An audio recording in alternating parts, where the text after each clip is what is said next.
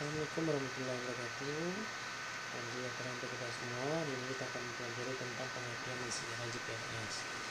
Nah, jadi GPRS itu General Packet Radio Service atau GPRS adalah suatu teknologi yang memungkinkan pengiriman dan penerimaan data lebih cepat dibandingkan dengan penggunaan teknologi sirkuit switch data atau GSD. Nah, penggabungan layanan telepon seluler dengan GPRS atau General Packet Radio Service itu menghasilkan generasi terbaru disebut dengan 2,5G. Sistem GPRS dapat digunakan untuk mentransfer data dalam bentuk paket data yang berkaitan dengan email, data gambar, MMS ya. Kemudian Wireless Application Protocol WAP dan World Wide Web atau WWW.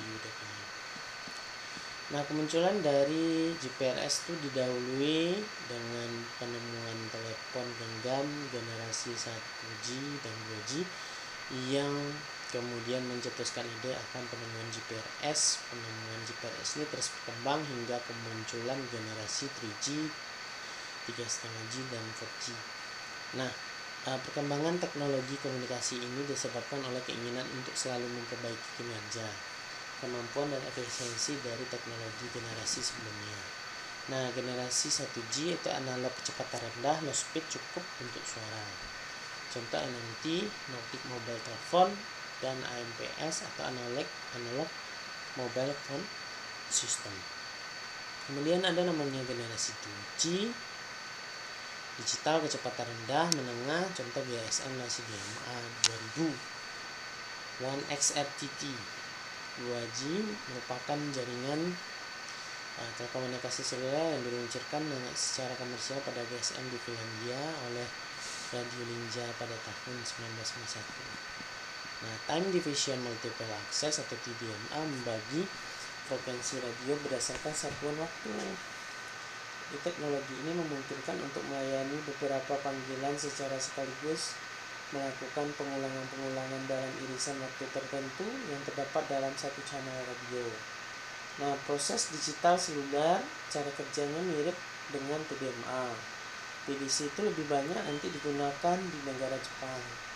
Nah, IGN, nah teknologi berbasis TDMA dengan arsitektur GSM memungkinkan untuk membuka aplikasi private mobile radio dan push to talk. Digital Aeroplane Wireless Telephone, teknologi ini berbasis TDMA digunakan untuk keperluan bisnis dalam skala menengah ke atas. Kemudian personal handphone device, teknologi ini tidak jauh berbeda dengan DACT. Nah, kecepatan transmisinya jauh lebih cepat dan digunakan dalam lingkungan yang lebih luas.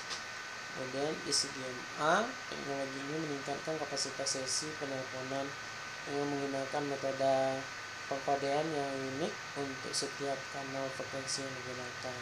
Kemudian ada namanya GSM. Teknologi GSM ini menggunakan sistem TDMA dengan alokasi kurang lebih 8 di dalam satu channel frekuensi sebesar 200 kHz per satuan waktu. Nah, kelebihan dari GSM ini adalah interface yang tinggi bagi para provider dan penggunanya.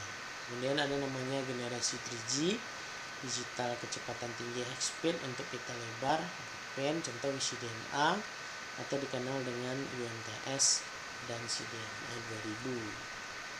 Kemudian ada namanya generasi 3,5G memungkinkan akses internet yang lebih cepat, contohnya HTTP. Kemudian ada namanya generasi 4G merupakan long term evolution LTE, yakni evolusi dari teknologi 3GP dan Ultra Mobile Broadband UMB berasal dari 3GPP2 sehingga sulit untuk dibedakan dengan jelas antara teknologi 3G dan 4G. Contoh WiMAX Mobile Standard. Nah, tugas komponen-komponen utama GPRS. Ini ada model komponen-komponen GPRS-nya ya. Ada namanya GGSN, Gateway GPRS Port Node, yaitu gerbang penghubung jaringan GPRS ke jaringan internet. Sehingga fungsi dari komponen ini adalah sebagai interface ke PDN atau Public Data Network Information Routing network screening, user screening, address mapping. SGSN serving GPRS support node atau gerbang penghubung jaringan BSS BTS.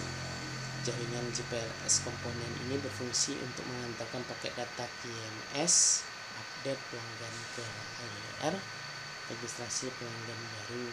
Atau PCU adalah komponen di level BSS yang menghubungkan terminal ke jaringan GPRS. Nah, cara kerja GPRS itu seperti ini. Nah, dari BTS nanti ada nama SGSN, GSM. Jadi dimasukkan nanti ke dalam billing system. Nah, seperti ini. Kemudian nanti yang pertama itu nanti menggunakan paket mobile station.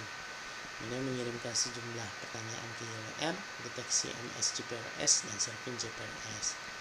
Nah, gateway GPRS support map di GSN itu nanti bertugas sebagai interface ke jaringan IP eksternal dan melakukan update informasi routing ke protokol.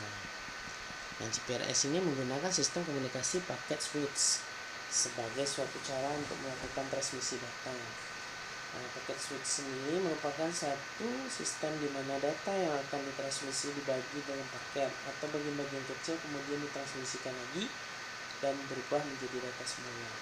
Nah, sistem ini mampu melakukan transmisi sebanyak ribuan bahkan jutaan paket setiap detiknya. Transmisi ini nanti dilakukan lewat public LAN mobile network PLN dengan memakai IP backbone, sebab dengan ini memungkinkan untuk penggunaan kanal transmisi secara bersamaan oleh pengguna lain, sehingga secara teori untuk biaya GPRS lebih murah, lebih mudah dibandingkan dengan biaya akses CSD. Nah, GPRS itu dirancang untuk menyediakan layanan transfer paket data di jaringan GSM dengan kecepatan yang lebih baik jika dibandingkan dengan GSM. Nah, kecepatan yang lebih baik tersebut diperoleh dengan memakai coding scheme yang tidak sama dengan GSM.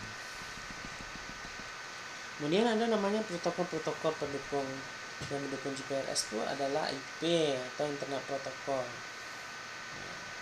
Kemudian ada namanya point-to-point protocol atau P3, X.25 connection. Kemudian jadi kalau kita bahas yang pertama Internet Protocol atau IP ya, dalam prakteknya mobile browser built-in menggunakan IP4 karena IP4 6 ini belum populer, jadi masih menggunakan IP4. Point-point protocol atau P3 dalam mode ini point protocol sering tidak didukung oleh operator telepon seluler, tapi jika ponsel digunakan sebagai modem untuk komputer terhubung, jadi digunakan untuk terowongan IP ke telepon. Nah, hal ini memungkinkan sebuah alamat IP yang akan ditugaskan secara dinamis untuk peralatan mobile. Kemudian untuk X.25 connection, nah ini biasanya digunakan untuk aplikasi seperti pembayaran metode terminal. Meskipun telah dihapus dari standar, X.25 ini masih bisa didukung atas P3 point-to-point protocol atau bahkan melalui IP. Nah, tetapi juga melakukan hal ini membutuhkan sebuah router yang berbasis jaringan untuk melakukan enkapsulasi atau intelijen yang dibangun ke end device atau terminal yang bisa menggunakan peralatan. Mungkin itu aja dapat jelaskan, silahkan dipahami lebih lanjut. Untuk ada yang bagian kurang memahami silahkan dituliskan di kolom komentar. Assalamualaikum.